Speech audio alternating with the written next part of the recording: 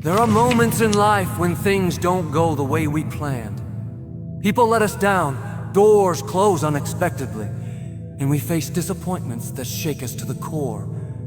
It's easy in those moments to grow bitter, to hold on to what hurt us, to replay the injustice, to live with resentment. But bitterness doesn't hurt the people who wronged us. It hurts us.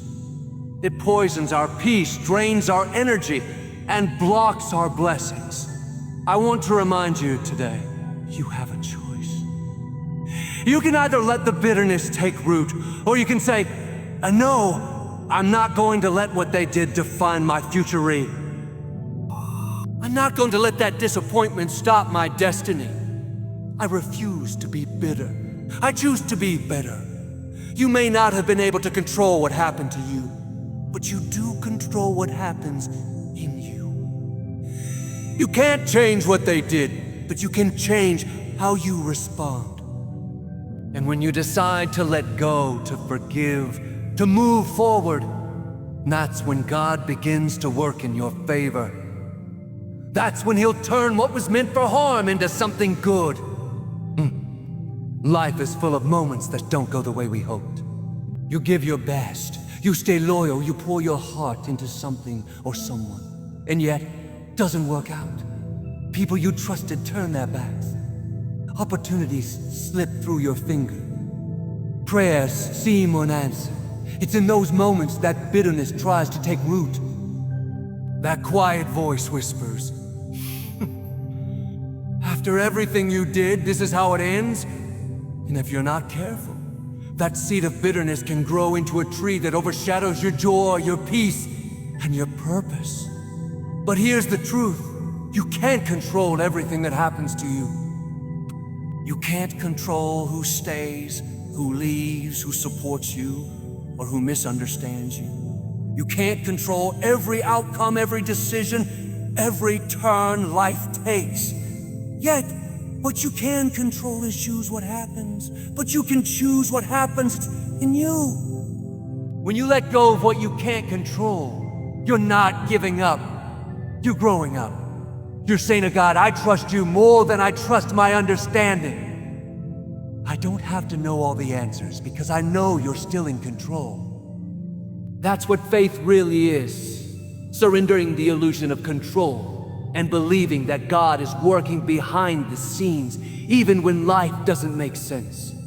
So many people get stuck in life because they're holding on to something they were never meant to carry. Anger, offense, guilt, shame, disappointment. They replay the hurt over and over like a movie that never ends. They talk about what happened more than what's happening. They're living in the past when God is calling them toward the future. It's like driving a car while staring only in the rearview mirror. You can't move forward safely if all you see is what's behind you. You have to look ahead. You have to trust that the God who guided you through yesterday is the same God leading you into tomorrow.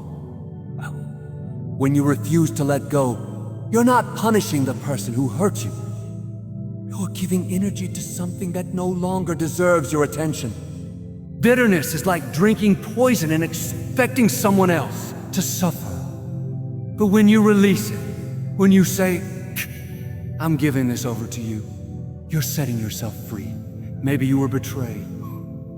Maybe a friend turned on you. Maybe a relationship ended that you thought would last forever. You did your part. You tried your best, but it still fell apart. You can spend the rest of your life asking why, or you can decide that it's time to move forward. Some questions won't have answers on this side of heaven. But you can be sure of this. Nothing happens to you that God can't use for your good. Sometimes God closes doors not to punish you, but to protect you. Sometimes He removes people not because they're bad, but because they can't go where you're headed. Sometimes He delays your blessing because He's preparing you for something greater. But if you hold on too tightly to what you lost, you'll miss what's next. Letting go is not weakness. It's wisdom. It's realizing that peace is worth more than payback, Freedom is worth more than fairness. That your future is worth more than holding on to your past. You might say, but they hurt me deeply. But how can I just let that go? You don't have to minimize what happened. You don't have to pretend it didn't hurt. Healing doesn't mean denial. It means you're choosing not to let that pain control you anymore. Forgiveness isn't about saying it was okay. It's about saying, I'm not going to let what you did live rent-free in my heart. The moment you forgive, you're releasing yourself from prison. You're saying, I'm not a victor. I'm not staying stuck in what broke me. I'm walking toward what's better for me. Think about it. Every time you choose peace over revenge, you're showing strength. Every time you say, I'm not going to respond with bitterness, you're growing in grace. Every time you bless someone who hurt you, you're proving that your heart belongs to God, not to your pain. There's a story of a man who was betrayed by someone he loved deeply. For years, he carried that hurt everywhere he went. We talked about it, thought about it, lived with it. One day, he realized the person who hurt him had moved on, living happily while he was still stuck in the same place emotionally. That's what bitterness does. It ties you to the event while everyone else moves on. The only way to untie that knot is to forgive and let go. You can't start the next chapter of your life if you're still reading the last one over and over. You have to close that page and trust that what's coming is far greater than what you lost. Some people hold on to control because they think if they let go, they'll lose themselves. But what if letting go is the very thing that helps you find yourself again? What if your healing, your peace, your next blessing is waiting on the other side of surrender? You may not understand everything now, but one day you'll look back and realize the rejection was God's redirection. The loss was a setup for something greater. The disappointment was a divine detour. But you'll only see that once you let go of the need to control it all. When you let go, you're saying, God, I trust you enough to take my hands off the steering wheel. You're saying, even though it didn't work out the way I wanted, I believe you're still working it out for my good. Sometimes, God allows certain things to fall apart so that you can fall into His arms.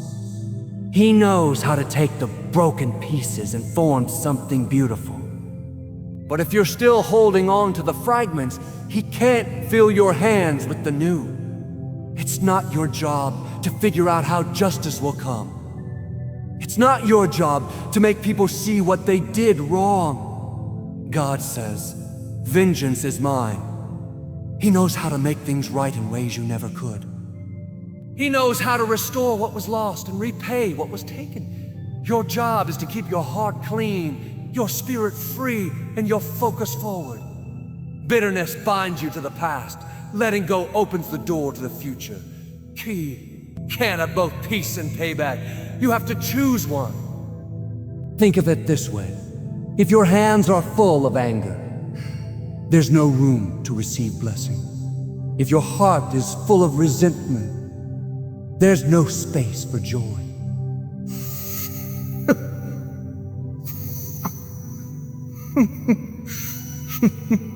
When you let go, you're not saying what happened was fair. You're saying, it will not define me.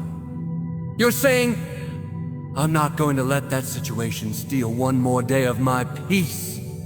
You're choosing faith over frustration, hope over hurt, and peace over pain. And when you do that, when you release what you can't control, that's when God steps in. That's when He begins to open new doors, send new people, create new opportunities. You'll look back one day and realize that what you thought was a loss was actually preparation for your next season. You may not have been able to control what they said, what they did, or how it ended. But you can control how you heal. You can choose to rise, to forgive, to love again. to trust again. That's what it means to refuse bitterness and choose better. Because better isn't about pretending everything's perfect. Better is about saying, I went through something painful, but it didn't destroy me. I came out wiser, stronger, and closer to God. So today, release the need to control everything. Let go of the anger. Stop trying to fix people who don't want to change. Stop trying to rewrite the past. What's done is done. But your bitterness doesn't come all at once. It doesn't announce itself. Or come knocking at the door of your heart saying, can I come in? Slips in quietly after a disappointment, after a betrayal, after a season of unanswered questions. It starts as a small feeling, maybe just a trace of resentment, but if left unchecked, it begins to grow, to take root, and to slowly steal your joy. See, bitterness is like a hidden weed in a beautiful garden. From the surface, everything might look fine, but underneath the soil, that weed is wrapping its roots around everything healthy, slowly choking the life out of it. You can't see it right away, but before long, it begins to show up in your words, in your attitude, in how you treat people, even in how you pray. It clouds your vision, dulls your joy, and makes it hard to receive what God is trying to pour into your life. That's why it's so important to deal with bitterness before it deals with you. The scripture says, see to it that no root of bitterness springs up, causing trouble and defiling many. Notice, it doesn't start as a tree, it starts as a root. Roots are underground, they're unseen. You might say, I'm fine, I've moved on. But deep inside, you're still carrying something that hasn't been released. That's why you can hear someone's name and suddenly feel that sting again. That's why certain memories still cause your heart to tighten. That's not healing, that's hidden pain. And as long as that root is alive, it will eventually grow up and interfere with the blessings God has in store for you. Bitterness has a way of blocking the flow of God's favor. Think of it like a clogged pipe. God's blessings, joy, and peace are trying to flow into your life, but bitterness builds up like debris. The water can't get through.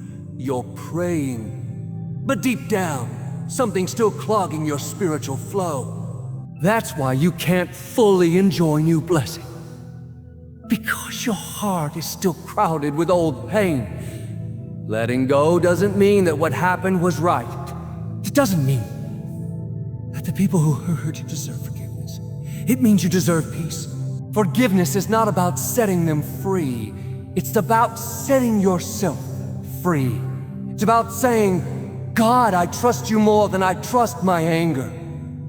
I believe you can handle this better than I can. Maybe you were mistreated, betrayed, overlooked, or taken advantage of. And it's natural to feel angry about it. But the longer you hold on to that anger, the more it holds on to you. What started as an event becomes a weight you carry everywhere you go.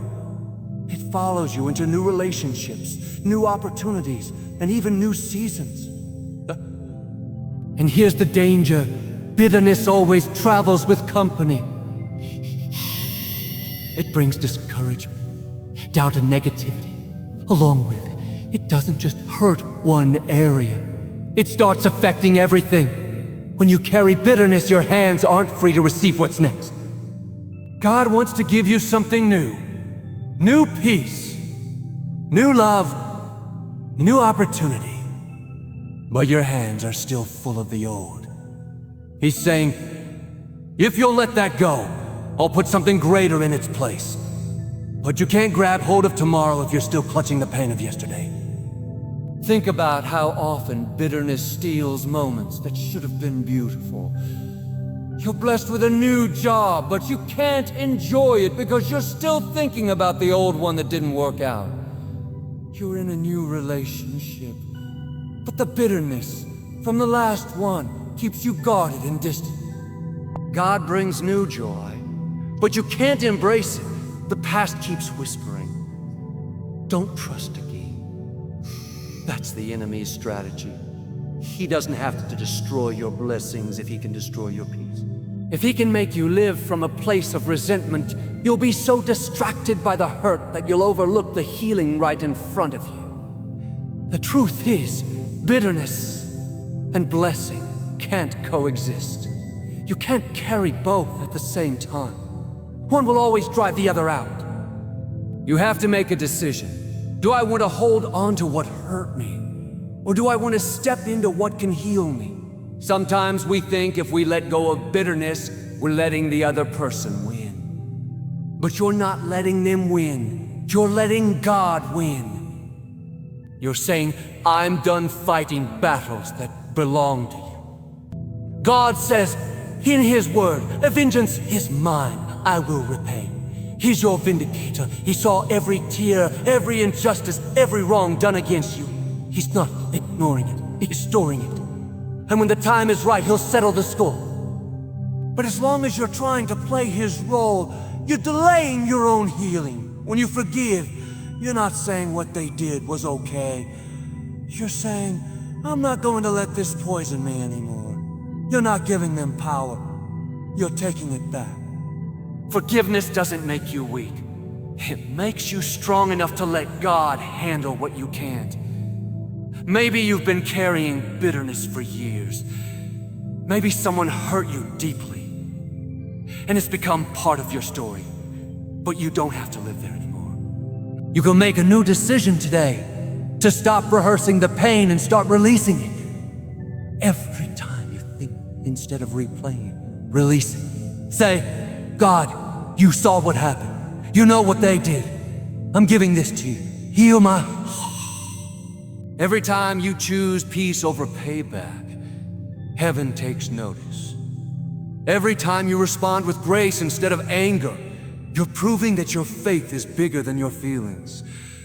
That's when God begins to restore what bitterness tried to steal. Sometimes the hardest person to forgive is yourself. You might be bitter not toward others, but toward your own past.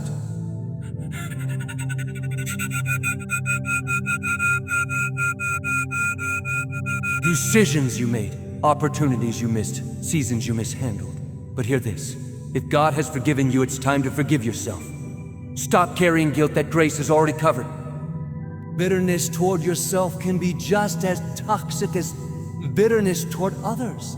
Don't let shame block your blessing. When you live free from bitterness, you open your life to divine favor. God can't fill a closed hand, but He can overflow an open one. When your heart is clean, your spirit light, and your mind at peace, you position yourself for blessings you didn't even see coming. The blessing isn't just in what God gives you, it's in who you become. When you choose to release bitterness, you become kinder, wiser, stronger. You start to reflect God's nature more. You stop reacting to pain and start responding with purpose. That's when people look at you and say, "Oh, don't know, and still have peace." That's not you, that's God working in you. There's a peace that comes only through forgiveness. There's a joy that grows only in a heart that's been cleansed of resentment. And there's a favor that flows only when bitterness is gone. So don't let that bitterness block your blessing. Don't let that root grow any deeper. Today is the day to pull it out. It might take time, it might take prayer, it might take tears, but healing will come. God will not let your pain go to waste. The same soil that tried to bury you will one day be the ground where you bloom. If you release it, God will redeem it. Pain can either trap you or train you. It can make you give up, or it can make you grow up. It can cause you to close your heart, or it can open your eyes to what really matters. When you decide to let it teach you, when you stop asking, "Why me?" and start asking, "What can I learn?" That's when you start to see power rise out of the ashes. There are things about you that only pain can reveal. It's in the fire that gold is refined. It's in the crushing that the oil is released. It's in the breaking that your greatest blessings are born. Sometimes God allows you to be uncomfortable because He's trying to grow something inside you that comfort could never produce. If everything went the way you wanted, you'd never develop endurance. If everyone treated you right, you'd never learn to forgive. If every door opened easily, you'd never discover faith. Pain stretches you in ways nothing else can. It shows you what's inside of you. Strength you didn't know you had. Resilience you didn't know existed. Faith that's stronger than fear. And when you get through it, you'll see that the pain didn't just pass. It produced something. It produced maturity, empathy, and understanding. It made you more compassionate, more grateful. It gave you a heart that understands the pain of others because you've walked through your own. That's how God turns pain into power, by transforming what was meant to wound you into something that strengthens you and blesses others. Sometimes we pray, God, take away the pain. But God says, oh no, I'm going to use the pain. Because the same fire that burns away impurities also brings out the gold. The same storm that looked like it would destroy you actually clears the path for your destiny. The same people who walked away made room for the right ones to come in. You may have been rejected. That rejection was redirection. You may have been broken, but that brokenness birthed a new beginning. You may have been hurt, but that hurt became the birthplace of healing. God never wastes pain. He always uses it to move you closer, Pio. When you look at the life of Jesus, you see this truth in its purest form. He endured betrayal, humiliation, and pain on the cross. It looked like defeat, but it was actually victory. What looked like the end became the beginning of salvation. That's the ultimate picture of turning pain into power. What seemed like the greatest flaw became the greatest triumph. Cross, your betrayal, your disappointment, your give up. Don't get bitter. Remember, if God can take a crucifixion and turn it into a resurrection, He can take your pain and turn it into power. You may not understand it now, but one day you'll look back and see that it all made sense. The loneliness was preparing your heart for deeper connections. The loss was positioning you for greater gain. Every time you rise above the pain instead of sinking into bitterness, you grow stronger. Every time you choose faith over frustration, you invite God's power into your situation. Every time you forgive, every time you let go, every time you press forward, you're building spiritual muscle. You're turning pain into power. And here's the beautiful thing. Once you've turned your pain into power, that power can never be taken away from you. Life may shake you, but it can't shatter you. People may hurt you, but they can't hold you back. Because you've learned the secret. Pain doesn't have to stop you. It can strengthen you. One day, you'll stand in the very place that once broke you and say, it was good that I went through that. It taught me to trust God. It showed me who I really am, prepared me for what's ahead. You might be in a painful season right now, but don't waste it. Don't let bitterness rob you of what it's meant to produce.